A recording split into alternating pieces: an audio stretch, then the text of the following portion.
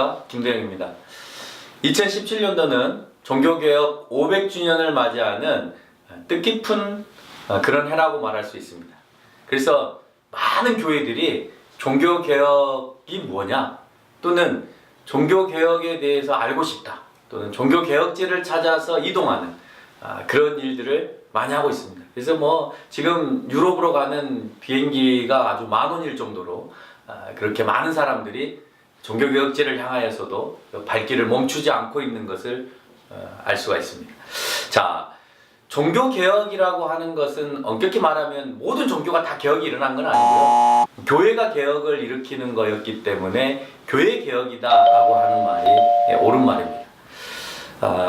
교회개혁이 일어날 때에 1517년 루터가 빵 하고 종교개혁을 일으키자 해서 시작되어진 것이 아니라 그 전부터 종교개혁을 일으킬 수밖에 없었던 여러 가지 이유와 배경들이 있었다라고 하는 것을 우리가 알 수가 있죠.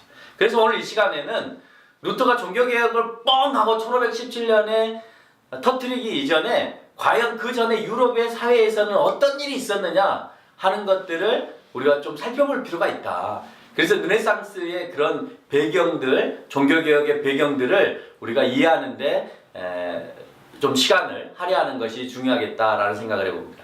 오늘 르네상스 운동 같은 경우에는 14세기부터 16세기까지 걸쳐져서 한 200년간에 걸쳐진 운동이었습니다. 르네상스 운동을 다른 말로 문해운동 또는 학예운동 또는 인문운동이라는 단어들을 사용하면서 부흥운동을 일으키고 왔다라고 하는 것이죠. 자, 르네상스 운동을 일으킬 때에는 그 안에 모토라고 하는 것이 있습니다. 그 모토가 뭐냐면 과거의 것을 통하여서 새로운 것을 알아내자라고 하는 것인데, 그 과거가 무엇이냐? 동쪽에 있는 이 로마 지역에 있는 것이나 그 더 동쪽에 있는 아람에 있는 것들을 토대로 인해서 다시 우리가 새로운 것들을 찾아내보자라고 하는 운동이에요. 물론 로마 시대, 로마가 과거에 정권을 잡았던 AD 100년, 200년, 300년 그 시대에 있었던 그런 학문적인 것들도 다 식혀내어서 원래 라틴어의 고대 라틴어로 사용되어졌던 것들을 다시 한번 번역해서 이 시대에 재조명하는 그런 일들을 하게 되어지는 것이죠. 그런데 그러면 하면 되는 것인데 그게 왜 어렵느냐? 그 이유가 이미 이태리를 중심으로 해서 동쪽과 이 서쪽이 오래전부터 단절된 생활을 하게 되어집니다. 그 이유가 320년에 콘스탄틴 대제가 수도를 그렇게 사람들이 갈망하고 그 시대에 그렇게 가고 싶어하는, 그 시대의 가장 지성인의 나라였던 그리스 지역을 동경한 나머지 그 지역에다가 수도를 옮기게 되어집니다. 그러니까 지금은 우리가 동경의 나라 그러면 미국을 향하여서 가고 싶고 유럽을 향하여서 가고 싶다 이렇게 생각할 수 있을란가 모르겠습니다만은 당시에는 또는 그보다도 더 오래전에는 정말 문명 국가가 어디냐라고 할 때는 다 그리스 지역이었다라고 얘기를 할 수가 있는 것이죠. 그래서 콘스탄틴 대제에 의해서 지금의 이스탄불이라고 하는, 터키 지역의 이스탄불이라고 하는 그 지역에 수도를 만들기 시작하는데, 그 수도가 바로 콘스탄티노플이라고 하는 수도였습니다. 이 콘스탄티노플이라고 하는 이 수도가 320년에 건축되어지면서 결국은 로마의 중심이 동쪽으로 쏠리게 되어지는 현상이 일어나고, 이 서쪽으로는 좀 더 관심을 갖지 못하는 이런 일들이 이제 일어나기 시작하죠.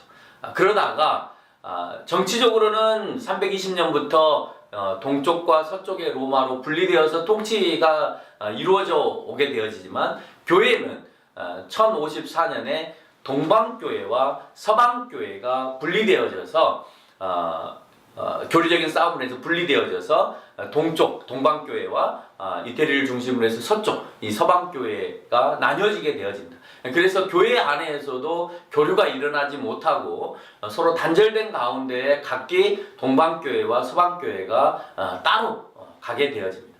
그러다 보니까 그리스나 아람 지역에 있었던 많은 지식과 또는 이론들 또는 학문들 또는 책들, 이런 것들이 소통되어지는데 활발하게 이루어지지 않았다라고 합니다. 물론 간혹 가서 있었던 큰 사건들이 있긴 합니다. 그게 뭐냐면 이슬람이 출현하죠. 7세기에 가서 이슬람이 출현하면서 문화와 또 그런 그 학문들이나 또 거기에서 가지고 있었던 과학들 같은 것들이 전쟁을 치르면서 동쪽으로는 이스탄불 앞에까지 또는 지중해 연안의 남쪽으로는 이집트와 북아프리카를 지나서 지브랄 해협을 넘어가서 그래서 스페인 포르투갈에 이르기까지 이슬람의 침공으로 인해서 동쪽에 있는 문화나 문명들이 옮겨오고는 있었습니다.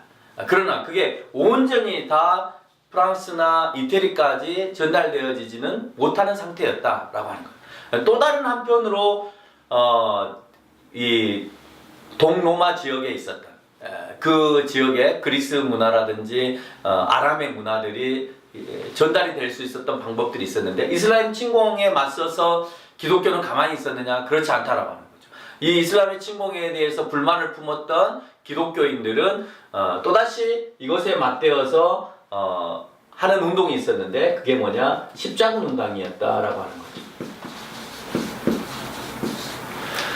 11세기부터 전개되어서 13세기까지 한 200년간에 걸쳐서 일어났던 십자군 운동은 결국 서로마에서부터 출발하여서 동로마로 연결되어져서 예루살렘에까지 이르는 그 긴 여정들의 싸움이었습니다. 전쟁들이었습니다. 그러면서 그곳에서 전쟁을 통하여서 얻어지는 많은 전쟁 그 전리품들을 가지고 오면서 그 안에는 중동 지역에서 있었던 그 문화라든지 또는 책이라든지 언어라든지 또는 그 사람들이 가지고 있었던 여러 가지 생활에 필요했던 것들을 가지고 이동하는 그런 일들을 하게 되어지는 거죠. 그래서 십자군 운동과 이슬람 운동을 통하여서 간혹 그 사건들이 일어날 때마다 서쪽으로 유입되기는 했습니다만은 전체적으로 많은 것들이 유입되지는 않았다라고 하는 것이죠.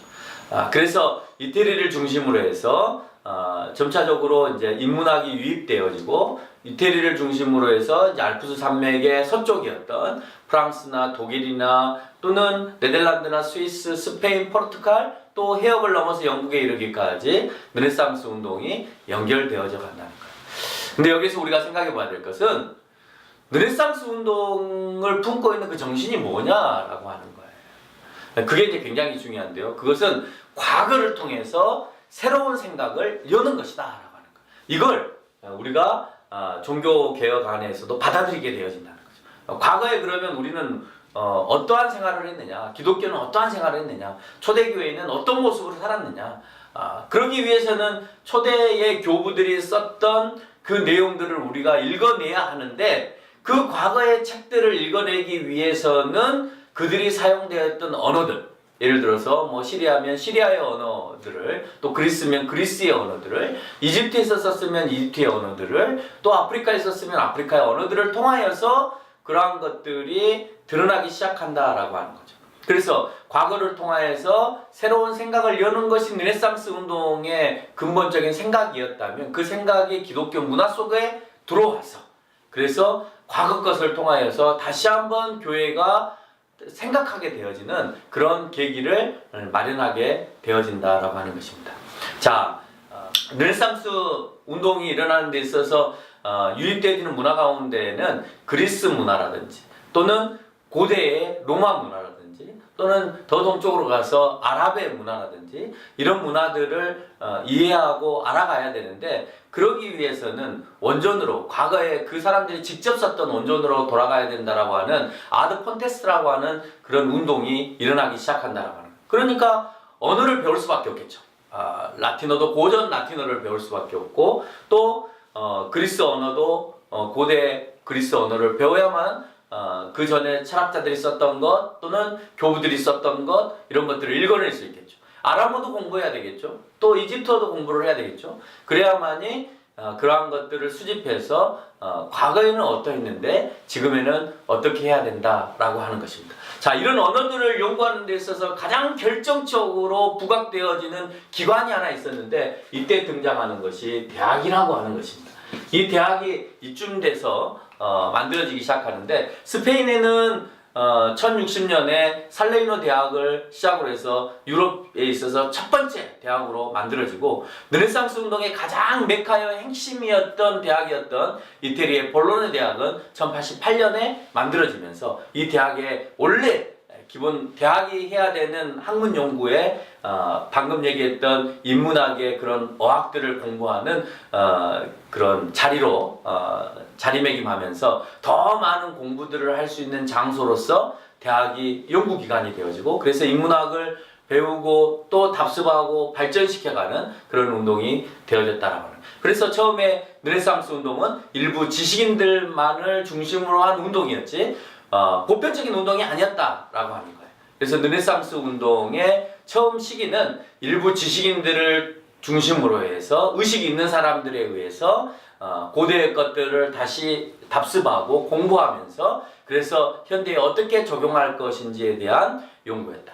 그래서 오늘 이 시간까지는 종교개혁에 있기 전에 르네상스 운동이 어떤 배경하에서 이루어졌고 르네상스 운동에서 가장 핵심적이었던 원전으로 돌아가자라고 하는 운동과 고대의 우리의 선배들은 어떤 생각을 가지고 있었고 원래 그 뜻은 어떤 것이었는가를 알기 위해서 이러한 작업들이 이루어졌다라고 하는 그 배경을 살펴보았습니다. 다음 시간에는 그 이후로 르네상스 운동이 단절되었다가 15세기 이후로 어떤 또 르네상스 운동을 토대로 해서 종교개혁까지 연결되어지는지를 살펴보도록 하겠습니다. 감사합니다.